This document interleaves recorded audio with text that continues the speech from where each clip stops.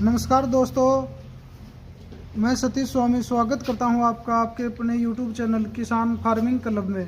दोस्तों, आज मैं आया हूं रघुवीर जी के गोट फार्म के ऊपर, जो डाणी रहीमपुर में है और लुहारू तहसील में स्थित है। दोस्तों, इनको बकरी पालन में 4 साल का एक्सपीरियंस है।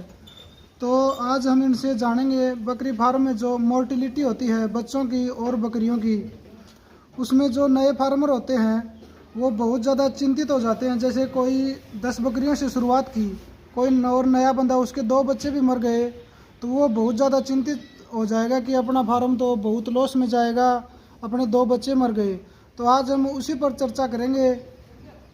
तो आइए हम इनसे इसके बारे में डिस्कस करते हैं। नमस्कार रघुवीर जी। नमस्कार सर। रघुवीर जी, जैसे कोई नया फार्म शुरू करता है और उनके फार्म पर उनको एक्सपीरियंस होता नहीं है ज़्यादा और मोर्टिलिटी हो जाती है, तो आज आप उसके बारे में बताइए कि वो उनको कैसे फेस करे और किस प्रकार मोर्टिलिटी होती है और कैसे उनसे बचा जाए।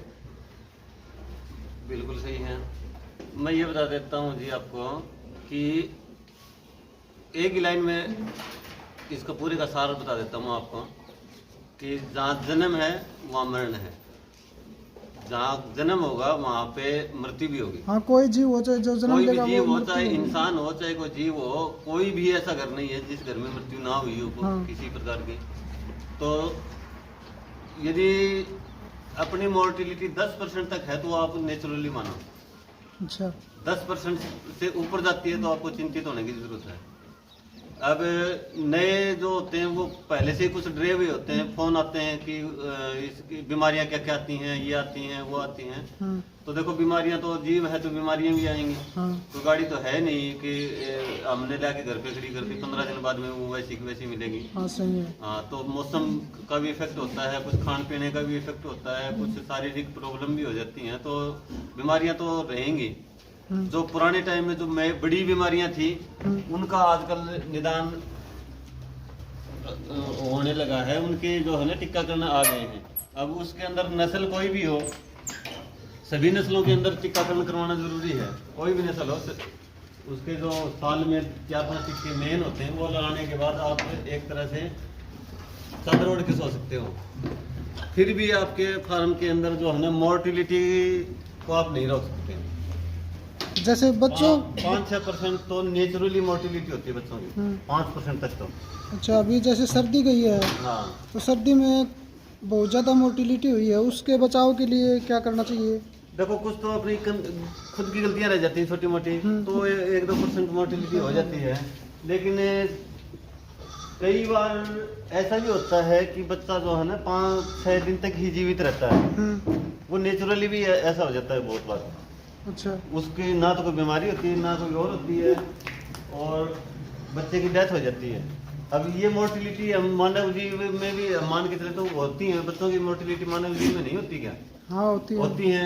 अब मानव जीव तो 1 करोड़ में भी बच्चा नहीं मरने देगा। यदि उसको पता चल जाए कि 1 करोड़ से अपना बच्चा जीवित हो जाएगा तो 1 करोड़ में भी नहीं मरने देगा, फिर भी बच्चे मरते हैं। तो कुछ तो नेचुरली होता है, उससे भयभीत होने की जरूरत नहीं है। 5% तक तो बच्चे, यदि आपकी मोर्टिलिटी हो रही है तो यूँ मानो आप सक्सेस हो तब तक। अच्छा, 10% से ऊपर पहुंच जाती है तो आपको चिंतित होने की जरूरत है कि ये मेरी कमियां कहाँ रह गई हैं और इन कमियों को मैं कैसे दूर करूँ, मोर्टिलिटी को कैसे रोकूं। जब तक आपके पास 10% की मोर्टिलिटी है तो आप भयभीत होने की जरूरत नहीं है, आपका फार्म सक्सेस है बिल्कुल।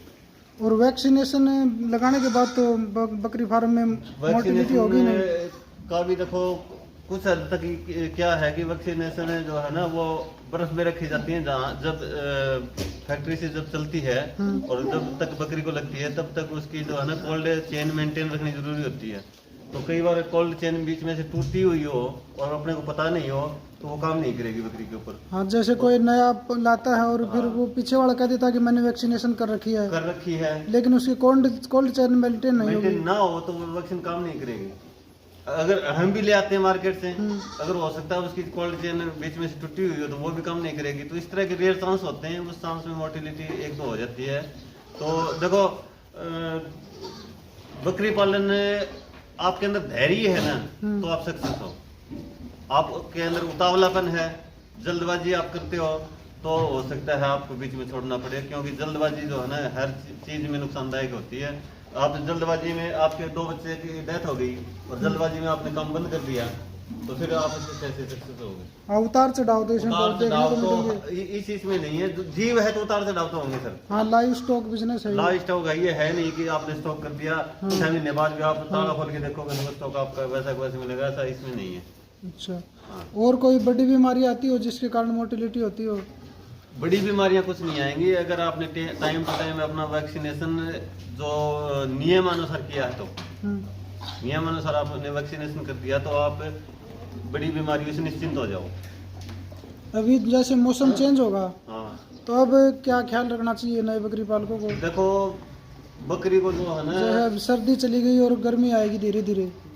एक तो जो है ना मौसम चेंज होता है उस टाइम सर्दी जुकाम खांसी का ज्यादा वो रहता है। हम्म। सर्दी जुकाम खांसी के लिए जो है ना एंटीबायोटिक और वो टेबलेट तो दे दो, जिसको हो रही है उसको दे दो, सारों की कोई जरूरत नहीं है। जिसको यूँ लगे भाई ये थोड़ी सी सुस्त है बीमार है तो उसको दे दो।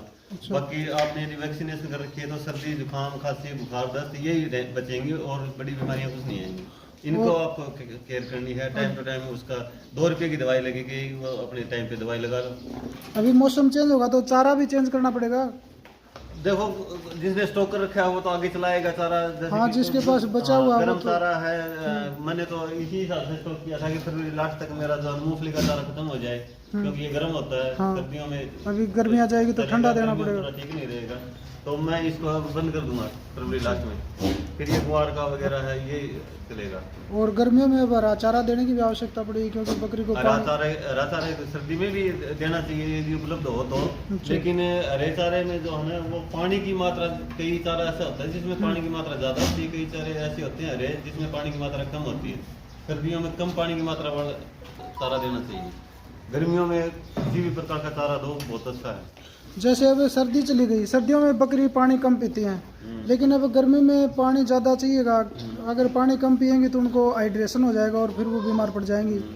तो जो बकरी कम पानी पिए उसके लिए क्या कोई देखो कम नुस्खा है? पानी उसके जो है ना डाइजेशन सिस्टम में कुछ प्रॉब्लम है तो कम पानी कम पिएगी, नहीं तो पानी अच्छा पिएगी बकरी। अच्छा। डाइजेशन सिस्टम को ठीक करने के लिए एक तो उसके पास जो है ना ये 3 प्रकार के नमक उसको देने जरूरी होते हैं। सिंधा नमक है, काला नमक है, और ये जो अपना जो आयोडाइज जो नमक होता है वो भी जरूरी होता है। एक तरह से 3 नमक जरूरी होते हैं। ये तीनों नमक फार्म में होने जरूरी हैं। जरूरी है। दूसरा उसका जो है ना लीवर ठीक होना चाहिए। टाइम टू टाइम लीवर यदि टॉनिक। लीवर ठीक है ना तो आप हर प्रकार की बीमारी से बच जाओगे। मेन प्रॉब्लम लीवर की है। लीवर कमजोर होगा तो आपको कई बीमारियां एक साथ जकड़ लेंगी आगे, फिर उससे बचना मुश्किल है। लीवर मजबूत है तो वो खुद अपने कंट्रोल में भी हो जाते हैं, बीमारियां अपने आप भी ठीक हो जाती हैं कई बार। सर्दी जुकाम खांसी तो अगर अपने क्षमता है रोगों से लड़ने की, मजबूत इम्यूनिटी पावर है तो। और मजबूत इम्यूनिटी पावर के लिए जो है ना थोड़ी थोड़ी हल्दी यदि देते रहोगे और उसको खान पान संतुलित देते रहोगे तो इम्यूनिटी पावर बनी रहेगी। इम्यूनिटी पावर ही डाउन है तो थोड़ा सा रोग लगा और वो बैठ जाएगी बस। हल्दी गर्मी में भी दे सकते हैं, गर्मियों में भी दे सकते हैं, हल्दी कंटिन्यू चलती है, लेकिन मात्रा कम हो मात्रा जाएगी। थोड़ी सी कम कर दो बस। बाकी हल्दी को ये ऐसा नहीं है कि ये 2 महीने छोड़ दें या 6 महीने छोड़ दें, ऐसी कोई बात नहीं, कंटिन्यू दे सकते हैं।